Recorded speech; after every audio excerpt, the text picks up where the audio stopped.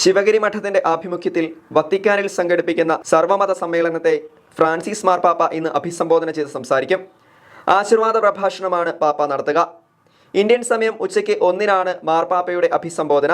വൈദികർക്ക് വേണ്ടിയുള്ള കാര്യാലയത്തിന്റെ അധ്യക്ഷൻ കർദിനാൾ Lazaro U ഹ്യൂങ്സിക് സമ്മേളനത്തെ ഉദ്ഘാടനം ചെയ്യും.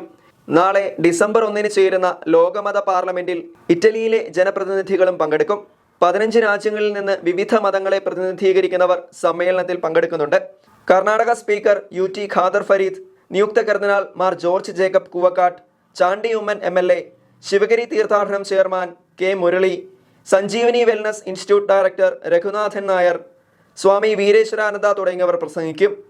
Sadiq Ali Shihab Thangal, Giani Ranjit Singh, father Davis Cheeramel, Swami Sudhanandagiri, father Mithun J Francis, Swami Shubhakananda, KG Baburajan തുടങ്ങിയവർ സംവാദത്തിൽ പങ്കെടുക്കും.